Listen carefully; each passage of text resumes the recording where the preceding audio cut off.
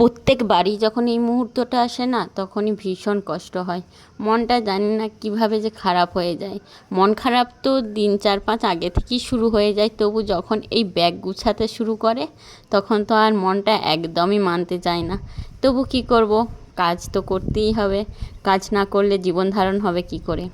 যাই হোক, সকলে কেমন আছো? আশা করি ভালো আছো। আর আমি বুঝতেই পারছো কেমন আছি, বলার কিছু নেই, ঠিকঠাক আছি। তো তোমাদের সুস্থতা কামনা করে আমি সঞ্চিতা আমার নতুন একটা ভিডিওয় তোমাদের সকলকে অনেক অনেক স্বাগত জানাই।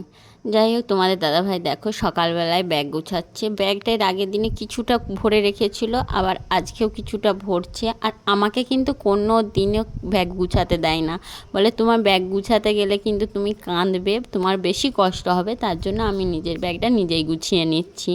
তাই আজ 11 বছর কিন্তু কোনো দিনও আমাকে ব্যাগ তার গুছাতে দেয় না। যেটুকু খাবার দিই সেটুকু খাবার জাস্ট প্যাক করে ব্যাগের পাশে নামিয়ে রেখে দিই, সে ভরে নেয় তার মতন করে।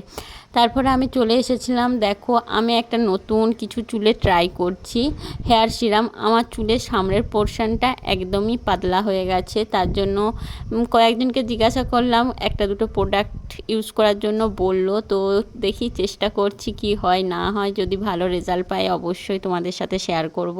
তার জন্য নতুন একটা সিরাম, শ্যাম্পু, পুরো মানে টোটাল প্যাকটাকে ইউজ করছি, কন্ডিশনার পুরোটা। তা সিরামটাকে একটু সকালবেলায় লাগালাম, আজকেই ফার্স্ট লাগাচ্ছি। আর এদিকে আমার ছেলে পড়তে বসেছে, তাকেও মাঝে মাঝে একটু করে অঙ্ক দেখিয়ে দিচ্ছি। সে অঙ্ক করছে, তাকে বলে দিচ্ছিলাম। তারপর ছেলেকে একটুখানি পড়িয়েছিলাম, পড়িয়ে সোজা যে বাড়ির কাজগুলো থাকে টুকিটাকি সেগুলো করতে চলে গিয়েছিলাম। তো আজকে অনেক কিছু কাজ আছে, কারণ প্রথমের ক্লিপগুলোতে বুঝতেই পেরেছো। হ্যাঁ, বাড়িটা যে স্বপ্নটা ছিল তোমাদের দাদাভাই আমার ফৌজিবাবু ছুটি থাকতে থাকতে একটা দুটো রুম যাতে কমপ্লিট হয়ে যায়, একটা দিনও একসাথে কাটাতেও পারবো নতুন রং করার রুমে। আবার সেও দেখে যাবে বা জিনিসগুলোও সে বাইর করে রেখে যেতে পারবে, তারও মন শান্তি থাকবে। সেই জন্য সেই স্বপ্নটাও কিন্তু সত্যি সফল হয়ে গেছে। মিস্ত্রিরাকে অনেকভাবে রিকোয়েস্ট করে করে কমপ্লিট করে দিয়েছে তারাও তাদের মতন করে অনেক লোক লাগিয়ে চেষ্টা করে কমপ্লিট করে দিয়েছে। আর এদিকে টুকিটাকি কাজগুলো সেরে ছেলেকে পড়িয়ে উঠে দেখো আমাদের যে ব্রেকফাস্ট করছি এখন, দই দিয়ে ছাতু দিয়ে শরবত, ওটা তোমাদের দাদাভাইকে দিলাম আর আমিও খেয়ে নিলাম। আর এদিকে মাকে দিয়েছিলাম লঙ্কাগুলো কাটতে, আচারের সাথে লঙ্কাগুলো কিন্তু মেশানো হয়নি। আর একটা দুটো দিন আছে, কিন্তু লঙ্কাগুলো খুব একটা মিক্সড হবে না। আমি তবুও যেটুকু হবে সেইটুকুই করার চেষ্টা করছি। ভুলে গিয়েছিলাম, এর আগের দিনে লঙ্কাগুলো এনেছিল আর আমি কাটতে পারি না, মাকে দিতে ভুলে গিয়েছিলাম। আর তোমাদের দাদাভাই লঙ্কার মানে ঝাল না হলে কিন্তু আচার একদম খাবে না, তার জন্য আমি মোটামুটি যেটুকু হয়েছে সেটুকুই তারপরে আবার পরে ওইখানে গিয়ে রোদে যদি দিতে পাই দেবে, না হলে দিন কতকের মধ্যেই পুরো সারা করে দেবে। একটু বাদেতেই তোমাদের দাদাভাই গিয়েছিল, প্রায় তখন বাজছিল 9:30 10টা এরকম। হাট গিয়েছিল, বললো এখন আমি হাটটা করে এনে দিই, কারণ এর পরের সপ্তাহ থেকে তো তোমাকেই যেতে হবে।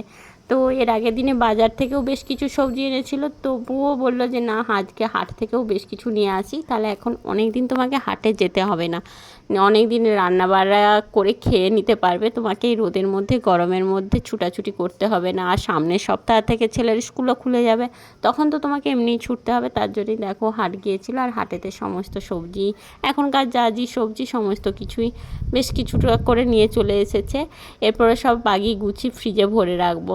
আর তারপরে রান্নার দিকে যাচ্ছি না, রান্না আজকে মাই করবে। আর আমি এগুলো গুছিয়ে তারপরে একদম পুরো রুমে বলতে আমাদের উপরের বেডরুমটা, হ্যাঁ এই দিকের বাকি দুটো রুমেতে কালার কমপ্লিট হয়েছে, কিন্তু এইদিকে যে রুমটায় আমি নর্মালি আগে থাকতাম, সেই মানে থাকি আর কি, সেই রুমটায় কমপ্লিট হয়নি। সেই রুমটায় যত জিনিস সমস্ত কিছু কুড়ানো ছিল, এই রুমের জিনিসগুলো এরপর ও যে রুমটা রং হয়েছে ওই রুমটায় শিফট করে দেওয়া হবে। তার জন্য এদিকে যা ছিল সমস্ত কিছু একদম ওই রুমকে নিয়ে চলে যাচ্ছি। বড় বড় যে প্লাস্টিকের ধামাগুলো হয় দেখতে পাচ্ছ, এগুলোই করে আমি কিভাবে নিয়ে যাচ্ছি, আমার নিজেরই মাঝে মাঝে হাসি পাচ্ছিল। আর এদিকে সমস্ত ধুলোই ভর্তি ছিল, মানে চারিদিক একদম সাদা ধুলোই ভর্তি ছিল, সেগুলোও ভালোভাবে পরিষ্কার করে নিলাম। আর তোমাদের দাদাভাই আর আমার শ্বশুরমশাই মিলে খাটটা খুলছিল, খাট খাটটা, তার জন্য কোন দিকে সেই দাগ নাম্বারগুলোও দিয়ে দিচ্ছিলো যাতে তাড়াতাড়ি সেট করতে সুবিধা হয়। আর এই দেখো ফাইনালি রুমটাও তোমাদের সাথে একটুখানি শেয়ার করলাম।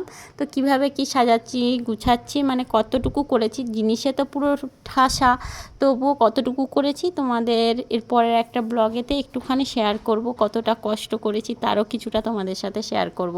দেখো রুমের কালারটা কেমন হয়েছে জানিও। একদিকে হয়েছে রেড, মানে রেড বলতে খয়েরি যেটা বলা হয় সেটা, আর একদিকে আর 3টে দেয়াল করেছি সবুজ। আর আমার লাল আর সবুজ কালার সব থেকে ভীষণ ভালো লাগে।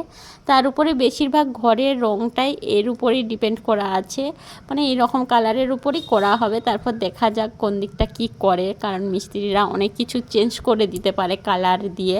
আর এদিকে দেখো আমার আলমারি শোকেস যা আছে সব কিছুই কিন্তু বার করে নিয়ে যাবে। তার জন্যে ওর ভিতরে যাবতীয় জামা কাপড় যা থাকে, এই শোকেসটার মধ্যে তোমাদের দাদা ভাইয়েরই বেশি জিনিস থাকে, সেইগুলো সমস্ত কিছু কুড়িয়ে আমি ওই ঘরকে নিয়ে যাচ্ছি। এরপর শোকেসটা ওই ঘরকে নিয়ে গেলে আমি ওখানেতে গিয়ে আবার এই জিনিসগুলোকে আমি আবার শোকেসের মধ্যে ভরবো। মানে বাড়িতে থেকে বাড়ির কাজ করানো যে কতটা কষ্ট, সেটা মানে যারা করায় তারা অবশ্যই বোঝে। যাই হোক, একদিকে ভীষণ আনন্দ হচ্ছে কারণ নিজের যেটা ইচ্ছা ছিল যে আমার বর্মশাই থাকতে থাকতে রুমগুলো কমপ্লিট হয়ে যাক, আর একদিকে কিন্তু কষ্টও হচ্ছে কারণ তার মাত্র একটা দিন আর আছে, একটা দিন ভর্তি নেই, মানে 24টা ঘন্টা এরকমই আছে। কারণ সন্ধ্যাবেলায় যেহেতু বেরাবে সেহেতু একটা দিনই আছে। আমার মনটাও ভীষণ খারাপ হয়ে যাচ্ছে, কি করব, করার কিছু নেই। এদিকে দেখো আস্তে আস্তে করে বার করছে, কারণ বাইরের পোর্শনটা কালার না হলেও পুটিটা কমপ্লিট হয়ে গেছে, তাহলে হেতা হোতা লেগে যেতে পারে, ছেড়ে যেতে পারে। আর তারপরে যা হোক করে এদিক ওদিক করে নিয়ে গেছে। আর আমাদের বাড়ির রুমের সামনেগুলোর প্লেসগুলো কিন্তু খুব একটা বেশি নেই, তাই খুব অসুবিধা হচ্ছিলো। আর এদিকে দেখো খাটটার অবস্থা, কি পরিমাণ জিনিস, 2টো আলমারির জিনিস পুরো একদম একটা খাটে ভর্তি। খাটটা অলরেডি খাঁচি দিয়েছে, কারণ সব সময় তো আর ভিডিও করা সম্ভব নয়, নিজেকেও তো কাজ করতে হবে। 3টে মানুষ কন্টিনিউ সকাল 11টার থেকে বেলা 1:30টা পর্যন্ত করে গেছি, তারপরে কমপ্লিট করতে পেরেছি। এখন বাজছে প্রায় 1:30টা। আর তোমাদের দাদাভাই আমাকে কন্টিনিউ বলে যাচ্ছে চলো স্নান করে নেবে, খেয়ে নেবে, তারপরে এসে বাগাবে। আমি বলছি আমি খেয়ে নিলে আর কিচ্ছু করব না, কারণ আমার একদম করতে ইচ্ছা করবে না, তাই যতটা হয় করে যায়। আর সে সমানে আমাকে তাড়া দিয়ে যাচ্ছে যে চলো চলো খেয়ে নেবে চলো, নাহলে আমিও খাবো না, এরকম করছে। তো কি করব, কিছুটা গুছিয়েছিলাম, দিয়ে চলে গিয়েছিলাম চান করে খাওয়া দাওয়া করতে। চান করে খাওয়া দাওয়া করে একদম হাতটি ধুয়ে, মানে বাসনটাও পর্যন্ত মা ধুয়েছে, সাথে সাথেই চলে এসেছিলাম রুমটা গুছাতে।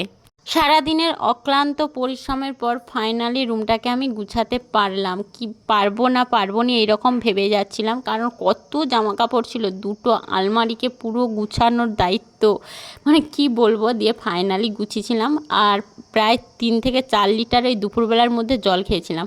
তোমাদের দাদাভাই শুধু জল দিয়েই যাচ্ছেন, আমি শুধু খেয়েই যাচ্ছি। আর এদিকে দেখো এটা হলো রাত্রেবেলায়, আমাদের এই রুমটার আগে একটু ইলেকট্রিকের কানেকশান করা ছিল, সেটাই জাস্ট জয়েন করতে একটা দাদাকে ডাকা হয়েছে, তো তিনি ওই রাত্রেবেলায় জয়েন করে দিচ্ছে। আর রুমটা মোটামুটি গুছালাম, পরের ব্লগে একটুখানি তোমাদের সাথে শেয়ার করব। যাই হোক, আজকের ভিডিওটা এই পর্যন্ত। সকলে ভালো থেকো, সুস্থ থেকো, লাইক কমেন্ট শেয়ার সাবস্ক্রাইব করে দিও ইউটিউব থেকে দেখে থাকলে, আর ফেসবুক থেকে দেখে থাকলে ফলো করে দিও। যাই হোক, অনেক কষ্টের পর পুরো বাড়িটা কমপ্লিট হচ্ছে ফাইনালি, সব তোমাদের সাথে শেয়ার করব।